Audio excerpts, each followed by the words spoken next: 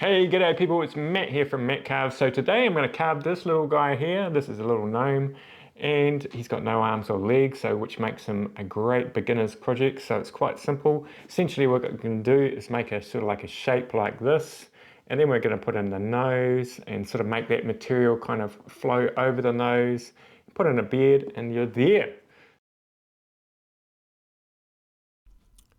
Okay, step one, first choose a bit of wood that one you want to use. I've kind of got a rectangle kind of bit of wood here, and I've put in a center line. Now I'm going sort of just freehand drawing it. These gnomes are pretty easy to do, sort of like you just kind of do a cone. And now you don't have to do that fold at the top, but I quite like doing that, so put that in. And you draw on the face, but you're probably going to probably carve out the face, but just put it in for now, and just sort of get kind of like a sense of what it's going to look like in the end. And sort of there you go. Pretty much that's kind of like what you're actually going to carve. So I've sort of snuck ahead and carved I bandsawed one side out, but you can use a cut saw flame burr and just get that general shape going. So I'm just going to cut this angle out on the bandsaw, and then I will go to the cut saw flame burr. I personally feel like the bandsaw is a real time saver in my workshop when it comes to sort of like carving. I can carve out sort of like big chunks of things. Great if you're into carving spoons as well, because you can sort of just do a blank there. Um, okay, so we're sort of like at that stage now. So I'm gonna draw him back in again. So we'll do that. And you can sort of see at the bottom there, I'm sort of like drawing sort of just for reference, sort of like how curved it's going to be. So I don't want it sort of like completely round, but maybe sort of a little bit of a flat plane on the front and back.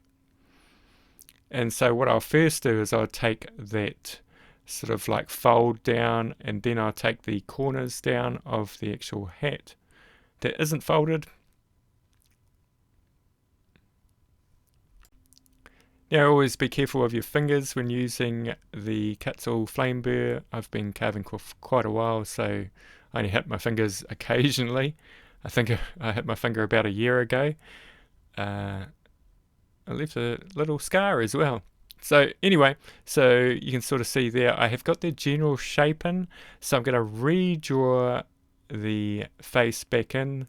And it's a good opportunity to sort of maybe just alter the drawing a little bit, maybe. And it's kind of like a great opportunity to maybe like recenter the nose. Okay, so now what we want to do is concentrate on that curve there going down there and flowing over the nose. Okay, so then what you want to do is you want to take say a cut saw flame burr and taper that back a little bit and sort of make it sort of like flow over the nose. So not a sharp kind of bend there, but just sort of like taper it over the nose so it looks like it's flowing.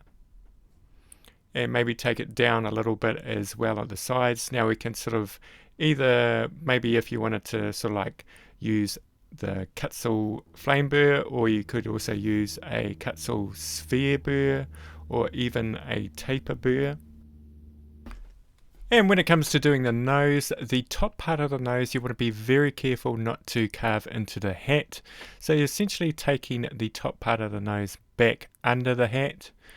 And the bottom part of the nose, you got a lot of more freedom with that. You can sort of actually sort of like carve down under the nose, because the mustache is going to be further back under the nose. So you've got a lot of room there to play with. But you sort of want to try and use sort of like skinny kind of burrs to get a sort of like underneath the kind of hat of the gnome. And I'm using a new burr there. And just sort of trying to get shapes in there. It's quite a struggle to get it sort of like a concave kind of nose with just one burr. I tend to sort of like flip around. I'll maybe use this one for a little while, and then I'll give another one a go. There's no sort of like cut and fast dry rules when it comes to carving. A lot of people think there's one burr that will just do everything, and there's not. So yeah, I'm just sort of like, I think I went down even a size for that one. Quite like this burr here because it's got sort of like an angle on it. And you can use this burr here as well, sort of like a pointy burr. These are all diamond burrs. This is quite a soft wood, so it's not too hard. Problem with those sort of like skinny ones, you can leave dents in it, which is a bit of a pain. Now I'm using a cutter burr here. Now just be careful with cutter burrs because they're really, really good for taking material off. But with these small kind of things, you got to go really, really lightly, and they can actually catch and take a big chunk out.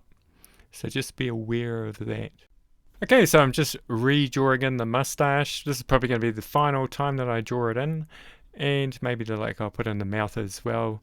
And what I like to do is I like to shape kind of those areas with, say, like a cutter burr or something like that, or maybe even the Cutsil taper burr. That's also a good one to do a bit of shaping in here. So before you put in the beard hairs, you kind of want to shape the sort of like beard and the mustache before you do that. And for the mouth, what you want to do is you want to cut out the negative space under the mouth to start off with, and then we will go in with another burr and put in sort of like a I guess a hole. Now you could use a sort of like a round diamond burr for that one as well. I just had this one on hand, so I used that. But yeah, a round one would be round diamond burr would be great for that as well. Probably better actually. Okay, so we're going to put in the mustache hairs now, and I'm just using one of those sort of like tapered wheel burrs, I guess you would call it. And I'm keeping it pretty simple, just putting in lines essentially. But you want to sort of like mix the lines up, don't sort of like have them all straight. Maybe have little ones and big ones. Yeah, and just sort of keep things natural. I could have actually followed the bottom part of that. Might have looked a little bit better. But anyway, that looks pretty good. And with the beard, I like to sort of do sort of like S kind of curves. And I sort of like do in the middle maybe like a point like that, and sort of like have sort of it working out from that area. You sort of have to clean the edges up by going in again and just sort of like taking out the furry bits. Depends on your wood. This wood is a little bit furry, but it's not too bad.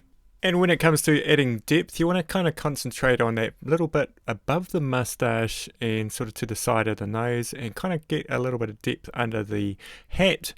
And when you're like putting on a finish, I put on black wax. The kind of black wax kind of accumulates in there, and it sort of adds that kind of dimension that there's quite a dark area in there. So I'm using a spirit base wood dye here. I always want to say stain for some reason, and I've watered this down, not with water but with I think methylated spirits or something, and because I just found that it's really, really strong, this wood dye.